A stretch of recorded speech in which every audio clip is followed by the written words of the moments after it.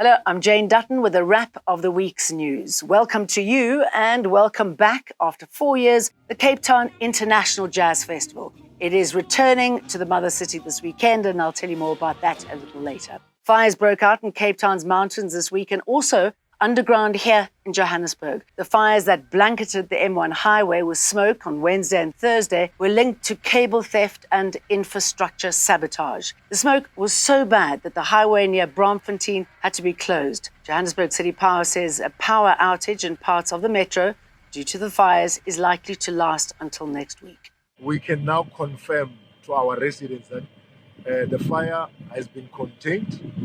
Right now, we are doing what we call damping down, extinguishing the hotspots. As you can see behind me, the fire has been contained. We are extinguishing the hotspots. And from there, we will check along the tunnel whether it will be safer for our colleagues from City Power to start conducting their assessment. We can also confirm that there were no injuries or fatalities which were reported during this fire incident. We continue to plead with our residents to report any vandalism or tampering of the city's infrastructure so that we can be able to prevent fire incidents like this one. Thank you. What we'll be doing is to clear up the rubble in the tunnel, obviously after ensuring that the area has cooled off, because during the day it was sitting around 200 degrees Celsius in terms of heat, and so we may not be able to gain or to go inside with that kind of a heat. So immediately when it cools off, we'll be able to basically check in the morning to determine and to basically start clearing up the rubble, accessing the cables, and ensuring that we assess the extent of that damage. The fires in Cape Town are now largely under control too. The fire started by a lightning strike on Sunday and burned approximately 283 hectares of veld. Hiking trails along parts of the Cape Town mountain have been reopened. Skeleton George and the contour path between Fernwood and Cecilia Forest remain closed. A state witness has blown the lid on Cape Town's nightclub security war between alleged underworld kingpins Jerome Donkey Boyson and his rival Nafis Modak. Boyson and Modak are both on trial in separate cases in the Western Cape High Court, where they face a slew of charges relating to running criminal enterprises. The state witness, who cannot be named, has testified he was a security guard for one of Jerome Boyson's henchmen. The witness says he attended various meetings with Boyson and other high-ranking gangsters who plotted against Modak after he took control of Cape Town's nightclubs in 2017. He told the court he was present in April that year when Boyson used about 100 gangsters to threaten the owners of various nightclubs in an attempt to oust Modak. The trial continues. Carlo Peterson, Eyewitness News. So what's behind the steady growth of the whites-only enclave of Orania? 30 years into the country's democracy, a race relations expert says the town of Orania is a microcosm of South Africa. It started out with just a handful of families when it was founded in 1991, but its leaders say the community is 3,000 strong today, and that at this rate, they expect to hit the 10,000 mark in less than a decade. We have never tested the race of anyone applying to Orania. Nowhere in our policy is there any mention of race, of the color of people's skin and so on. There's a very strong emphasis on culture. And that's the first thing I want to say. Secondly, I want to say, if you want me to quantify it in those terms, the people who live in Orania are fair-skinned. They are light-skinned people. They are mostly of European descent. But we also see Afrikaners as a group of people who came from Europe but who are in South Africa for 400 years now, part of this continent. We see ourselves as part of this continent.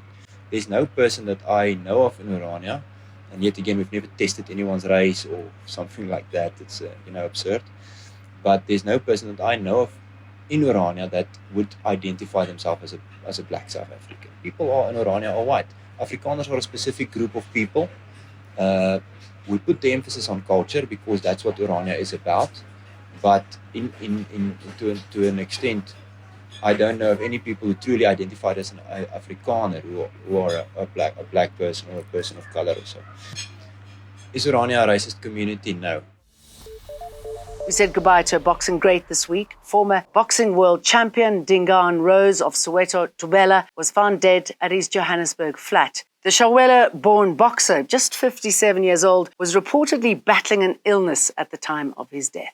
Former boxing world champion and celebrated South African Dingaan Thobela has died at the age of 57. Famously known as the Rose of Soweto, Thobela transcended racial barriers to become a unifying figure in a divided country at the time. In 1990, he won the first of his 3 world championships, beating Maurizio Echavez for the WBO lightweight title.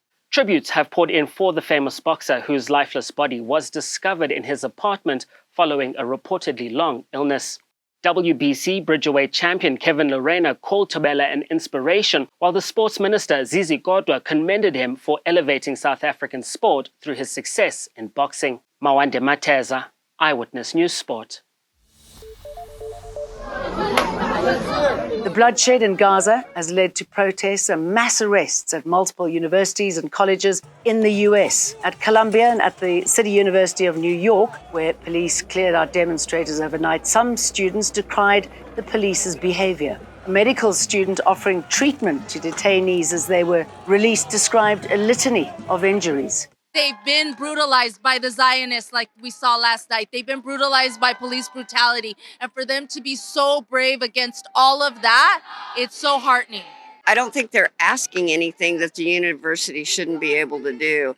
And to ask them to leave, it just reminds me of back in the 60s and 70s, you know? I wish that the university would just listen to their students and at least have a dialogue with them to understand why we're out here and to try to reach a resolution. Israel's Prime Minister Benjamin Netanyahu has said Israel's military will launch a ground offensive in Rafah in southern Gaza to eliminate Hamas with or without a ceasefire and hostage deal. Kaizer Chiefs are playing Mamelodi Sundowns in the Premiership at the FNB Stadium in Johannesburg.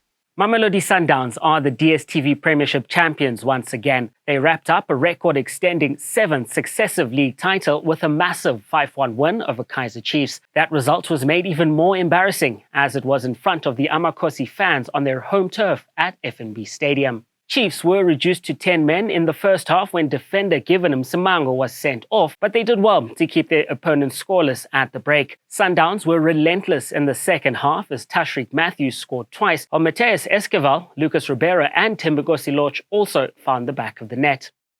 The humiliating loss for Chiefs was their first time that they conceded 5 goals in league history, while the Brazilians coasted to their 14th league title in the PSL era, 10 more than any other club. Sundowns have yet to lose a game this season and will be hoping to complete a historic first ever unbeaten season by a South African club. As for Chiefs, they're still hanging on to a top 8 spot and will have to dust themselves off and improve on their record in 2024 that has seen them win just 2 of their last 10 games.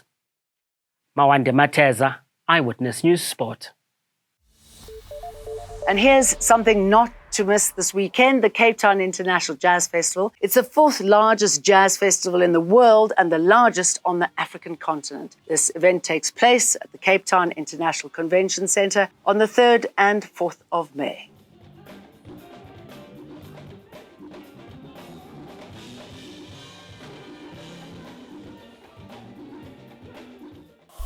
Eyewitness News, in touch, in tune, and independent. For the latest, log on to ewn.co.za or ewn.mobi.